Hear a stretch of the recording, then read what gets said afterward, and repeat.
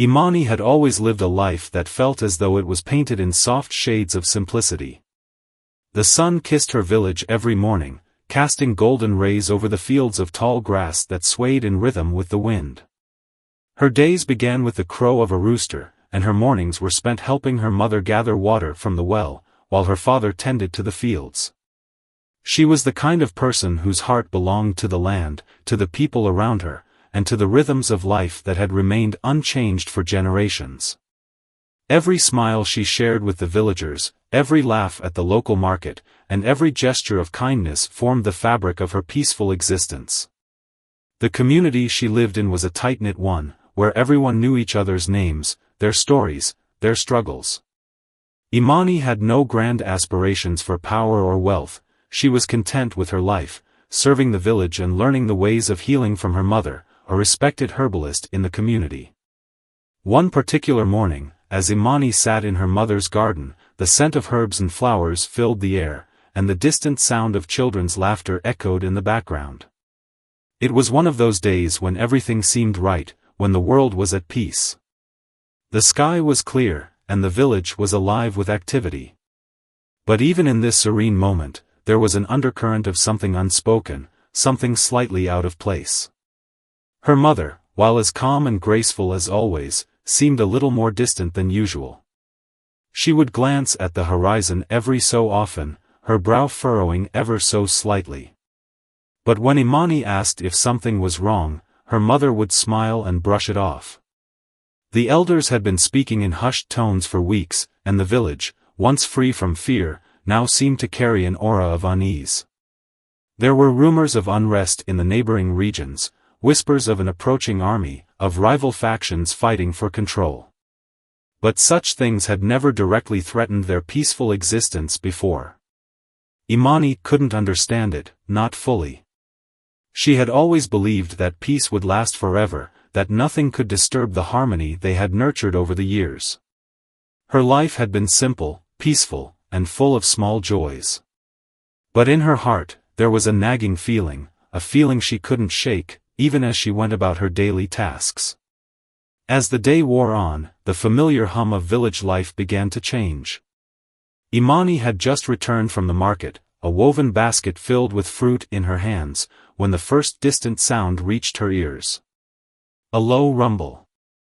At first, she thought it was just thunder, an afternoon storm perhaps, but as the sound grew louder, she realized it wasn't thunder at all. It was something far worse. It was the sound of horses' hooves, the crackle of distant flames, and the shouts of voices carried by the wind. Her heart skipped a beat. The village was about to change forever. Imani rushed back to her home, her footsteps quickening with each stride. Her mother was already standing at the door, her face pale. "Imani," she said, her voice low and urgent. "Take your father and go into the hills. You must leave now." "But what about you?" Imani asked, her voice trembling. "I will be fine," her mother replied, but Imani could see the fear in her eyes. It was a look she had never seen before. Before Imani could ask more, the first of the invaders arrived, soldiers, dressed in dark armor, riding on horseback, their faces masked. They were not the kind of travelers the village was accustomed to. Their presence was intimidating, their movements swift and calculated. The first few homes were set ablaze as the invaders swept through the village. Shouts echoed in the air, followed by the sickening sound of destruction as the soldiers tore through the fields, the homes, and the very heart of the village. Imani's heart pounded as she grabbed her mother's hand. There was no time to waste. They had to leave, and they had to do it fast. With the flames behind them and the sounds of chaos growing louder, Imani and her mother made their way toward the hills, the familiar path now transformed into something foreign, something threatening. Imani's mind raced with fear and confusion. Who were these people? Why were they attacking them? What had they done to deserve such cruelty?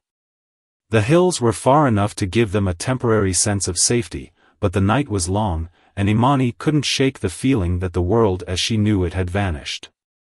As the firelight from the village flickered in the distance, she turned to her mother, her face pale with worry.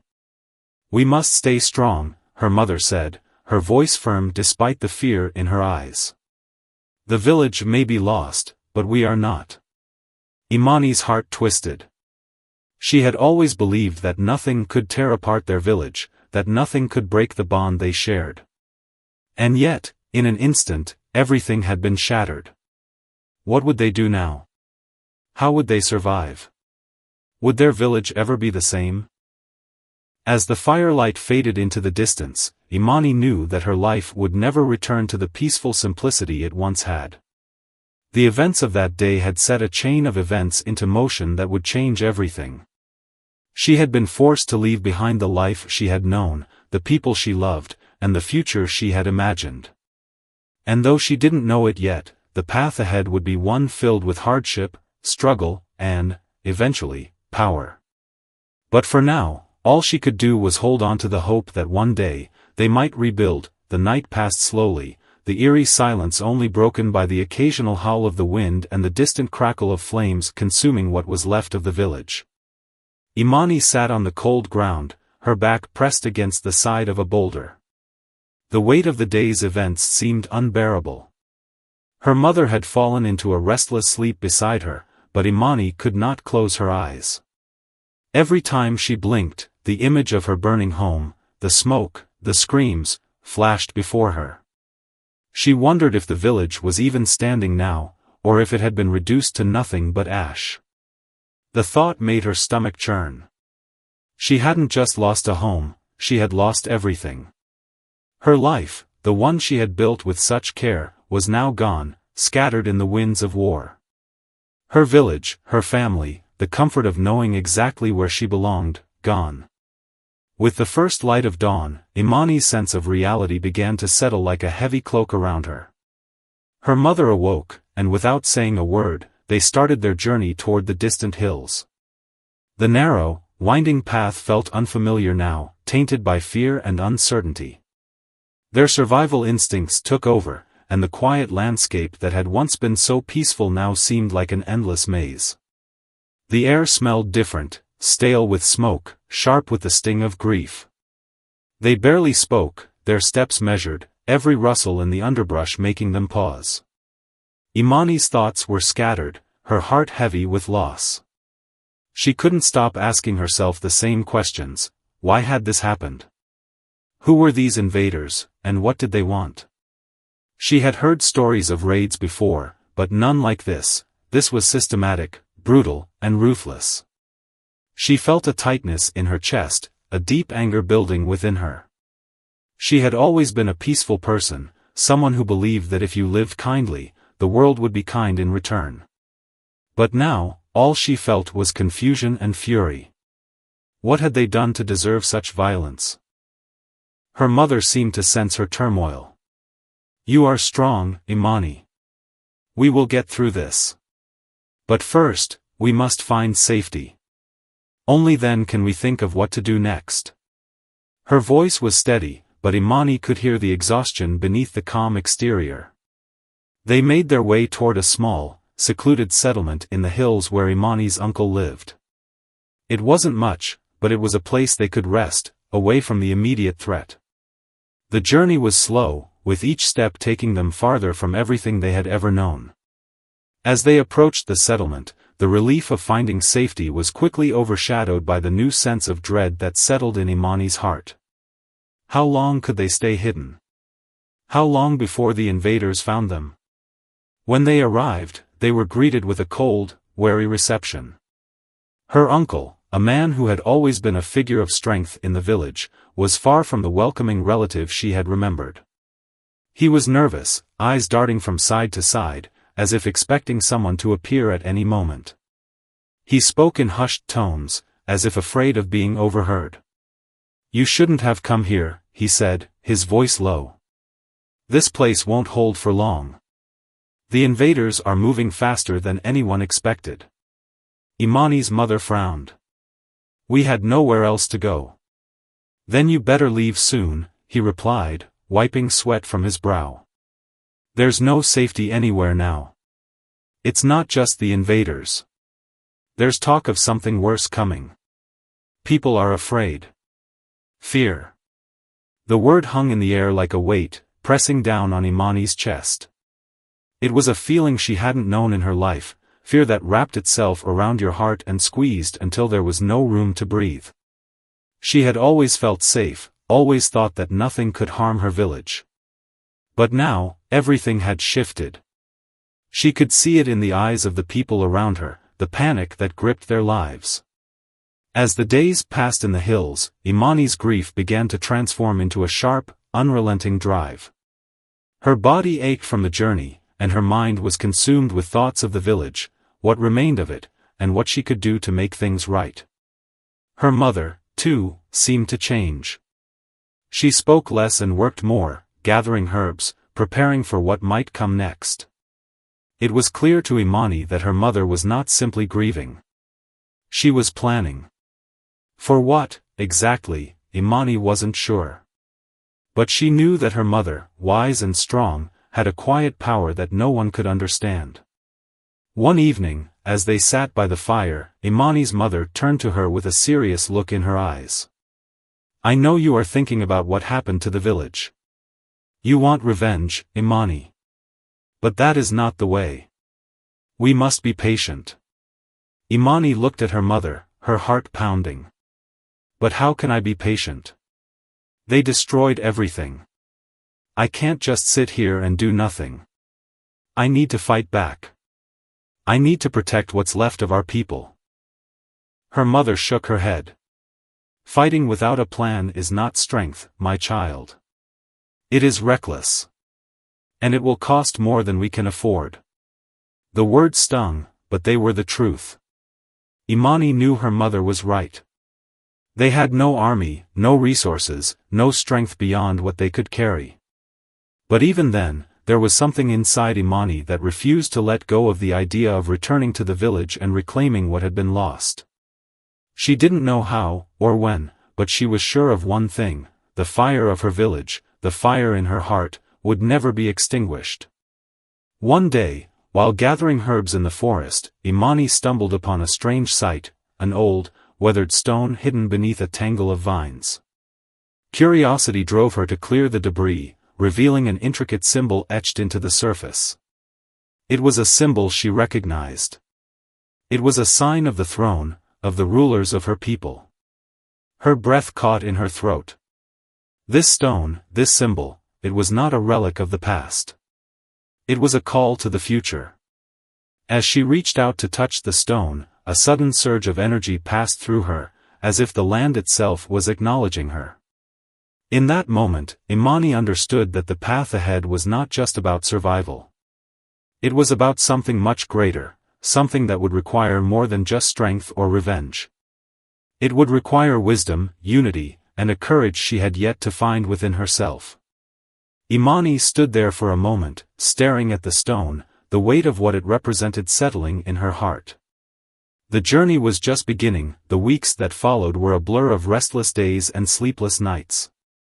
Imani's mind had become a battlefield, torn between the need to act, to fight back, and the wisdom her mother had tried to instill in her. The stone she had discovered in the forest haunted her thoughts, its meaning unfolding slowly, like the petals of a flower revealing their secrets one by one. She couldn't shake the feeling that the symbol was calling to her, urging her toward something bigger than herself. But what exactly? And what could she do with such a heavy burden on her shoulders? Her uncle's settlement, though hidden and secure for now, was no sanctuary. News from the outside world filtered through, and each piece of information painted a picture darker than the last. The invaders were not just soldiers, they were part of a larger empire, a force that was sweeping across the land, conquering villages, enslaving people, and leaving nothing but destruction in their wake. The fear that had begun to grip the hills now stretched across the entire region, creeping into every corner of their lives. People were fleeing in droves, seeking refuge wherever they could, but there was nowhere to run that was truly safe. One evening, as Imani sat by the fire, her thoughts as dark as the night sky above, her mother's voice broke through the silence. "You are not meant to hide forever, Imani," she said, her tone firm but not unkind. This is not the life I envisioned for you. Imani looked up at her mother, confused. What do you mean? How can I not hide? How can I face this when I don't even know who we're up against? Her mother smiled gently, her eyes filled with a kind of quiet strength. You are stronger than you know. We all are. This is not about avoiding danger, it is about knowing how to face it when the time comes. Imani wasn't sure she understood, but there was something in her mother's words that resonated deep within her. It wasn't just about hiding in fear, it was about standing up, about reclaiming their dignity, their pride, and perhaps, just perhaps, the very land that had been taken from them. That night, after everyone had fallen into a fitful sleep, Imani stood alone by the fire, staring into the embers as they danced in the wind. The crackling sound filled the air, but her mind was far from the warmth of the flames. Her heart beat with a sense of urgency, a calling she couldn't ignore. She knew she had to leave the safety of the hills. She didn't know what awaited her, but she was certain of one thing: staying hidden would only prolong the inevitable. The village, the people, her people, needed her. The next morning, she told her mother of her decision. I have to go, she said quietly, the resolve in her voice unwavering.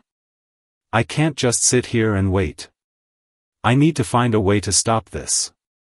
Her mother studied her for a long moment, her face unreadable. Then, slowly, she nodded. You've always been determined, Imani.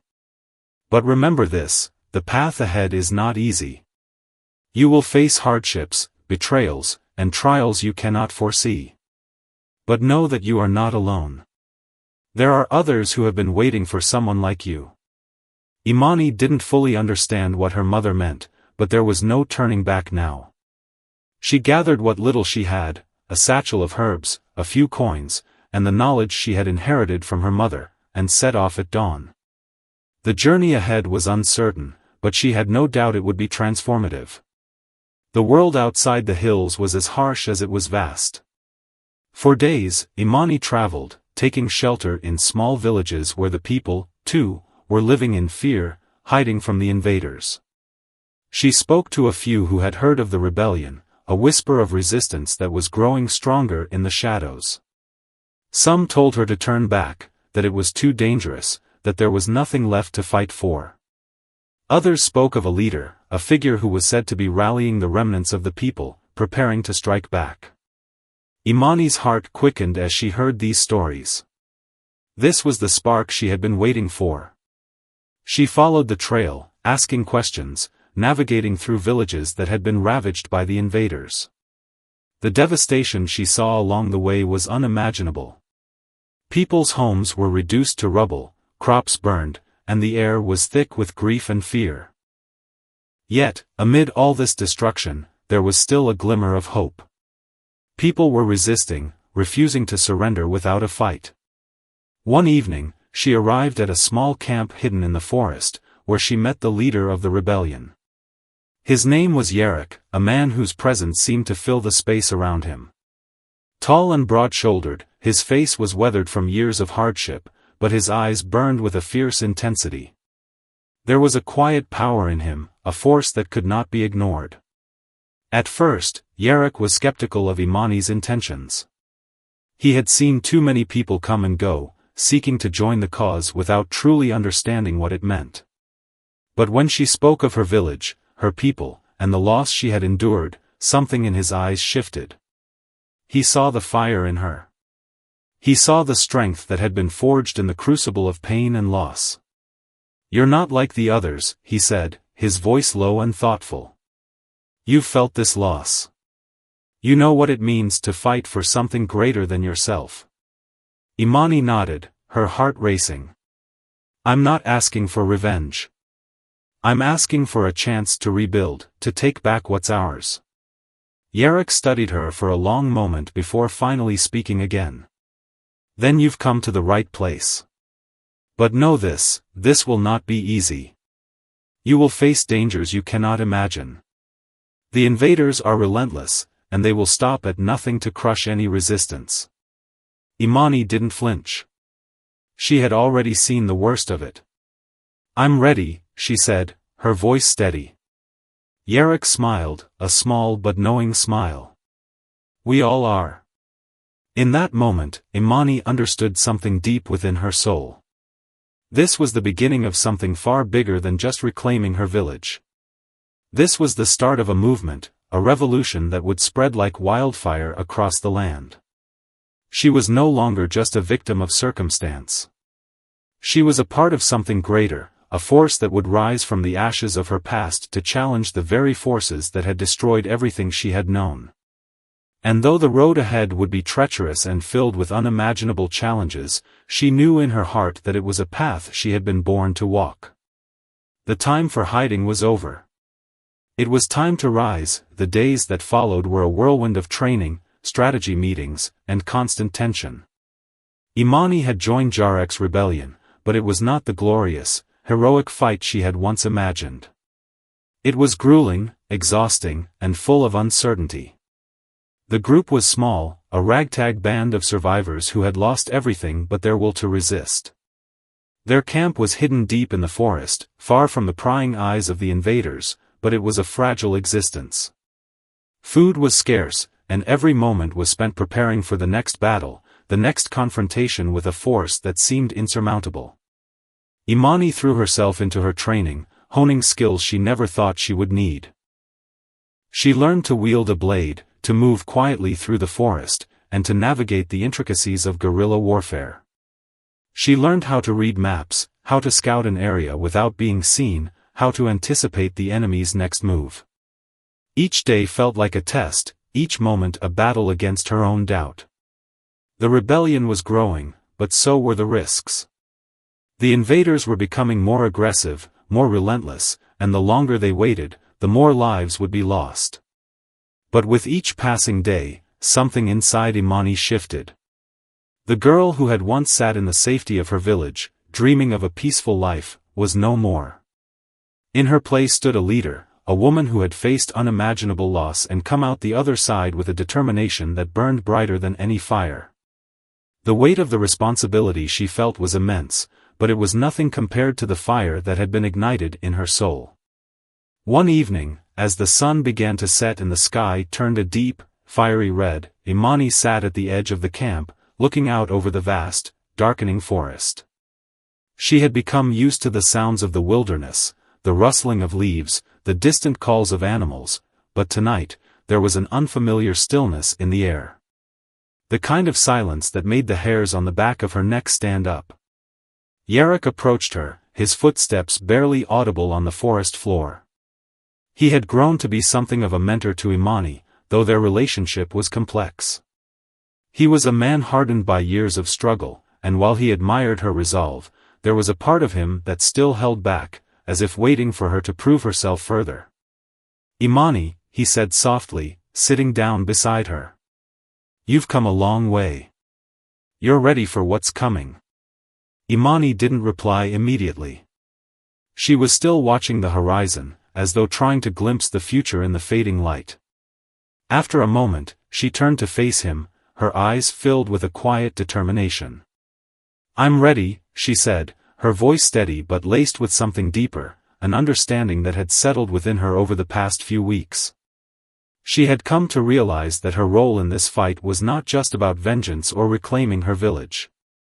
It was about leading others, about sparking a fire that would spread across the land and ignite the hearts of those who had lost hope. Yarok looked at her with a mixture of pride and wariness. He had seen many people come and go, each with their own story, their own reasons for joining the rebellion. But there was something different about Imani. She wasn't just a survivor, she was a force, a leader in the making. "There's a mission tomorrow," he said after a long pause. "We've learned that the invaders are moving south, toward the river. If we intercept them now, we can stop them before they reach the other villages. It's risky, but it's our best chance to deal them a blow they won't forget." Imani nodded, her mind already working through the plan. The details were still vague, but she trusted Jarek's judgment. This was their moment, an opportunity to strike back and show the invaders that they weren't as invincible as they seemed. The rebellion had grown stronger, and now was the time to put their training to the test. That night, the camp was alive with a sense of urgency. People moved in a flurry of activity, preparing weapons, checking supplies, and making last-minute arrangements. Imani's heart raced as she geared up, her hands moving with practiced precision, despite the nerves that twisted in her stomach. This was real. This was the fight she had been waiting for. But as she glanced around the camp, she saw the same nervous energy reflected in the faces of the others. They were all scared. But they were also ready. Before they left, Yarrick gathered everyone together for a final briefing. "Listen up," he called, his voice carrying over the murmurs of the crowd. "This mission is a turning point. We don't just fight for survival anymore. We fight to win. We fight to show the invaders that they cannot just take what they want without consequences. I know you're all afraid. I know you're all wondering if this is the right thing to do. But let me tell you this, we don't have the luxury of waiting for someone else to act. The time is now." Imani felt the weight of his words settle over her like a mantle. This was it. This was what they had been preparing for. There was no turning back now. The rebellion moved out under the cover of darkness, moving swiftly and silently through the forest.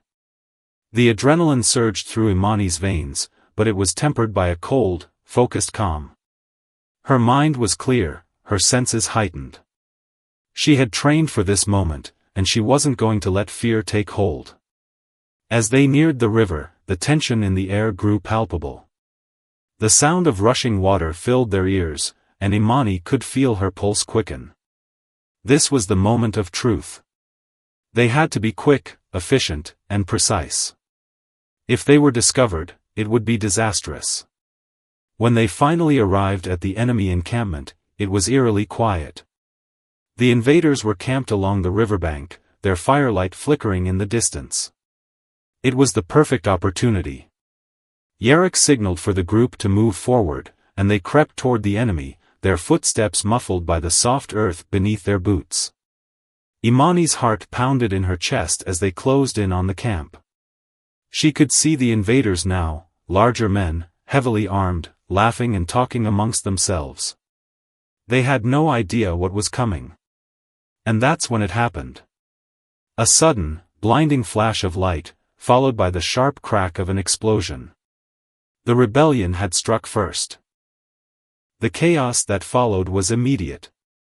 The invaders scrambled to their feet, shouting in confusion as the first wave of rebels surged into their camp, weapons drawn.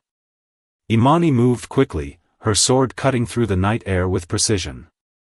Every swing felt like a release, a catharsis for all the pain she had carried since the fall of her village. This was not just a battle, it was a reckoning. As the fight raged on, Imani found herself face to face with one of the invaders. A towering figure, his eyes burning with rage, raised his weapon to strike. Time seemed to slow as Imani raised her own blade, her movements sharp and fluid. She blocked his strike with ease, her strength surprising even herself. With a swift motion, she disarmed him, sending him crashing to the ground. She stood over him, breathing heavily, her eyes locked on his in the dim light. "This is for my people," she whispered, before raising her blade one final time. In that moment, she knew that this was just the beginning. The rebellion had taken its first steps toward victory, but there was much more to be done. The road ahead would be long and fraught with danger, but Imani's resolve had never been clearer.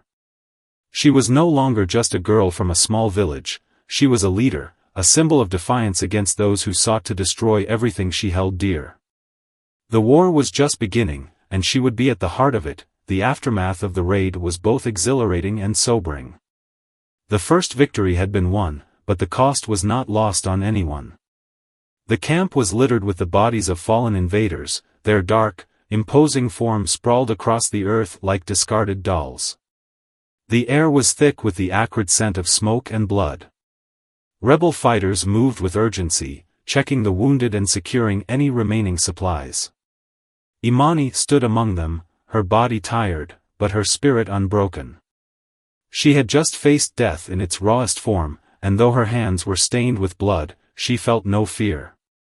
Only resolve. As the sounds of victory faded and the smoke began to clear, Yarok approached her, his face grim despite the triumph. His eyes were shadowed with something deeper, an understanding of the price of war that no amount of success could erase. This was only a small victory, Imani. The real battle is yet to come. Imani nodded, her gaze unwavering. She had no illusions about the fight ahead. This battle, though important, was just a single moment in what was going to be a long, brutal war. Yet, the victory had ignited something in her that she couldn't ignore: hope. The rebellion had proven they could strike back, and that knowledge alone had the power to rally more to their cause. Every day they delayed the invaders' advance was a day closer to victory, a day closer to reclaiming what was lost. Days turned into weeks, and the rebellion's momentum began to build. Word of their attack spread like wildfire, reaching the villages and settlements that had been hiding in the shadows. People began to believe again, believe that they could fight, that they could win. As the ranks of the rebellion grew, so did the risks. Every decision Imani made now had the weight of hundreds of lives on her shoulders. Every move had to be calculated, every strategy precise. The invaders were learning, adapting, becoming more ruthless. The next strike would have to be decisive. During one of the planning sessions, Imani gathered her closest allies around the fire. Their faces were weary, their bodies scarred from weeks of skirmishes, but their resolve was as strong as ever. "We've taken back the river region," Imani began, her voice firm but compassionate. "But the invaders are regrouping. They're going to send more troops to crush us. We need to hit them harder, strike at their core." Yarok, sitting to her left, nodded. "We can't afford to wait for them to come to us. We need to be the ones to take the fight to them. A direct assault on their main camp could cripple them, but we need intelligence, and we need a plan that hits them where it hurts." Imani's mind raced. Every strategy, every battle plan, ran through her like a river of possibilities. But it wasn't just about winning anymore. It was about something deeper, a vision of a future where the people could live freely, without the shadow of oppression hanging over them. It was about legacy, about showing the world that they had not been forgotten, that they could rise again from the ashes of their destruction. Over the next few days, they made preparations. The rebellion's network of spies had gathered valuable information, and every scrap of intel was scrutinized. They learned of the invaders' supply lines, their weapon caches, and the weak spots in their defenses. There was a moment when Imani stood alone, her mind blank as she processed the information. She could almost feel the weight of history on her shoulders. This mission would be more than just a battle, it would be the turning point, the moment when everything changed. The night before the assault, Imani couldn't sleep. She lay in her tent, her thoughts racing as the moonlight filtered through the trees. The air was cold, but it wasn't the chill that kept her awake, it was the fear of the unknown. Tomorrow's battle could be their last, but it could also be the beginning of the end for the invaders. If they succeeded, it would mean more than just freedom. It would be a declaration to the world that even the smallest spark could set the world ablaze. Jarek's voice broke through the silence, low and reassuring. "You're ready, Imani. We're ready. This is what you've been fighting for." Mani sat up, looking at him in the dim light. His face was hard, his eyes full of the weight of leadership, but there was also a flicker of something softer. "And what if we don't make it?" "We'll make it," Yarok said, his voice steady. "We've already come too far to turn back now." The following day, they launched the assault. The fight was brutal, relentless, and faster than anyone could have imagined. Imani led her forces with a calm determination, her blade cutting through the chaos with the precision of a woman who had nothing left to lose.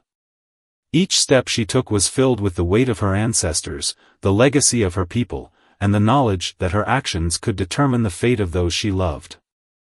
The battle raged for hours, the sound of clashing steel and shouting soldiers filling the air, but through it all, Imani fought with an intensity she hadn't known she possessed. As the tide of battle shifted, Imani found herself at the heart of the invaders' camp, surrounded by chaos. It was a turning point, the final push that could change everything. Her chest heaved with exhaustion, but her focus never wavered. She moved quickly, cutting through the last of the invaders' defenses and reaching their command center. There, at the center of the chaos, was the leader of the invaders, a towering man known as General Vorek, whose cruelty had left a trail of destruction in its wake. Imani's heart pounded as she locked eyes with him. She had heard the stories of his brutality, the way he crushed entire villages beneath his iron fist. But as she stood there, facing him, something inside her shifted. This wasn't just about vengeance. It was about justice. "You've taken everything from my people," she said, her voice calm but filled with an unwavering fury. "But you'll take no more." Vorek sneered, stepping forward with a mocking grin. "You think you can stop me? You think your little rebellion means anything in the face of my empire?" Imani didn't respond. Instead, she raised her sword and lunged. The battle between them was fierce, each strike a reflection of the immense power that had been building inside her since the loss of her home. But in the end, it wasn't just strength that won, it was the righteousness of her cause. With one final strike, she disarmed him, sending his weapon crashing to the ground. As Vorek lay defeated, his empire crumbling around him, Imani stood tall, breathing heavily, but victorious. The invaders had been driven back. Her people had been freed. The war was not over, but this battle had been their victory, their first step toward reclaiming the future they had lost. Imani looked around at the faces of her comrades, the men and women who had stood with her, fought alongside her, and believed in her. Their eyes were filled with a new hope, a renewed sense of purpose. They had done the impossible. They had reclaimed their land, their dignity, and their future. But as Imani looked at the horizon, she knew this was only the beginning. The road ahead would be long and fraught with more challenges, more battles to fight. But she also knew something else, that no matter the obstacles, no matter the cost, she would never stop fighting for her people. She had risen from the ashes, and she would wear her crown with pride. The aftermath of their victory left a heavy silence in its wake. The land was still scarred from the battle, and the cost of their triumph hung in the air like the scent of smoke. While the invaders were defeated, the damage they had caused could not be undone in a single night.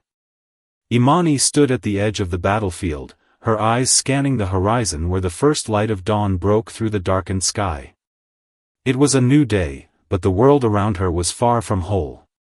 The rebellion had won, but the work ahead was daunting, rebuilding, healing, and uniting the people who had been torn apart by years of fear and oppression.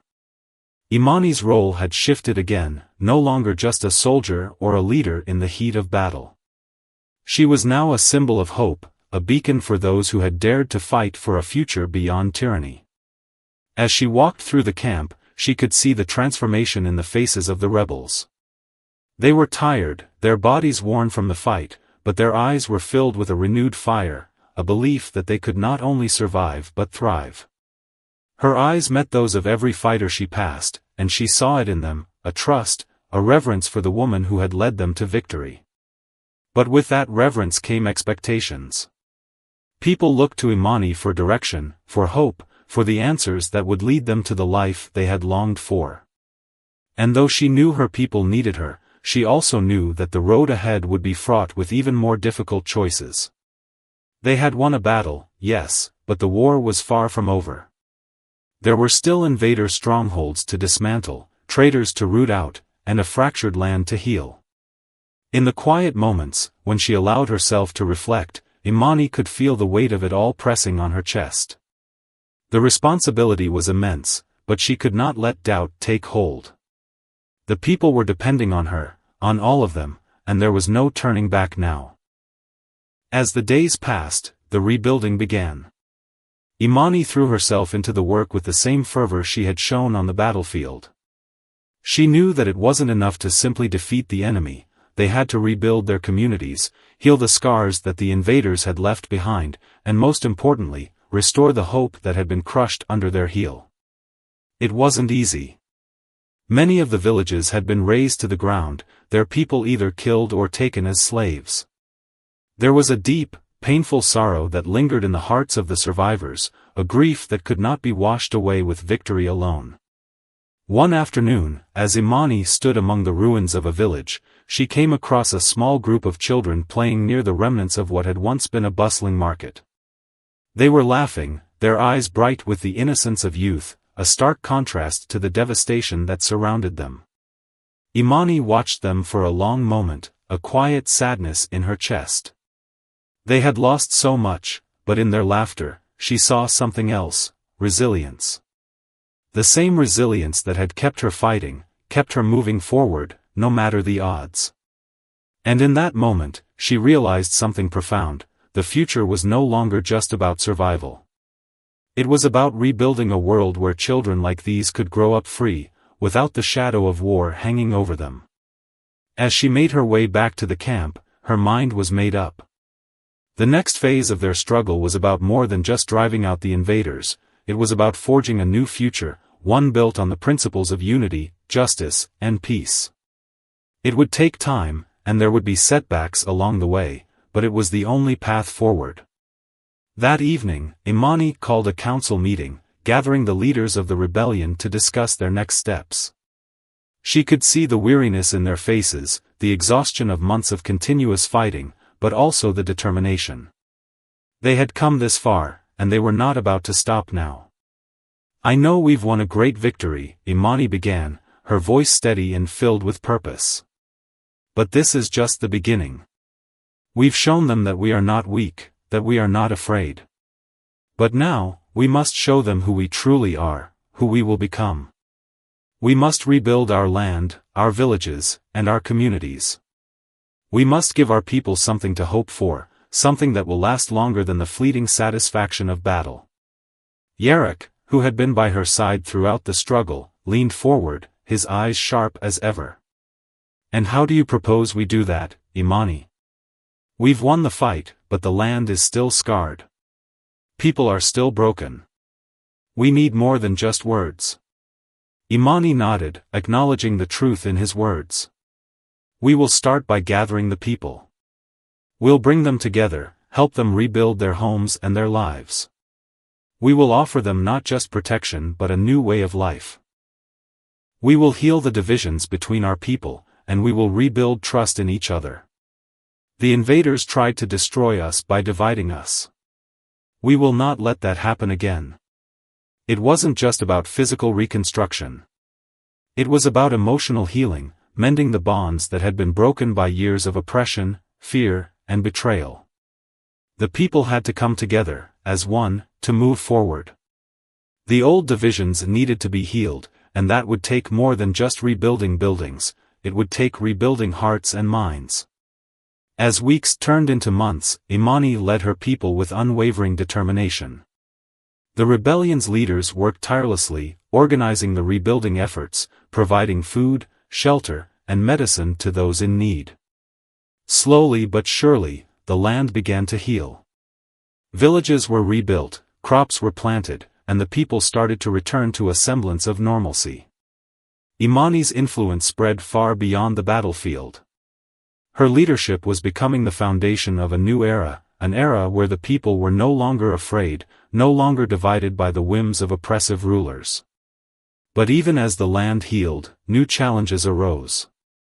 The invaders may have been driven out, but their influence had left scars that would take generations to heal.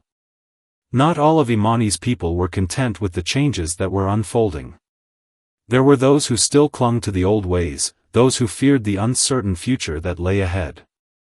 There were whispers of rebellion, of factions who were not ready to give up the fight, who longed for more radical solutions. Imani knew that the road ahead was far from easy. She had fought for her people's freedom, but freedom was not a destination, it was a journey. She had faced the heat of battle, the pain of loss, and the weight of leadership. But now, more than ever, she understood the true cost of freedom. It required constant vigilance, compassion, and, above all, unity. The land was healing, but the scars of war ran deep. And though the battle for the future was not over, Imani stood firm, knowing that as long as she had breath in her body, she would continue to fight for the dream she had fought for from the very beginning. The dream of a land where her people could live in peace, where the future was theirs to shape. And as the sun set over the horizon, casting a golden glow over the land she had reclaimed, Imani knew one thing for certain: no matter the challenges ahead, she would never let the darkness consume her people again. The ashes had been burned away, and in their place, a crown had been forged.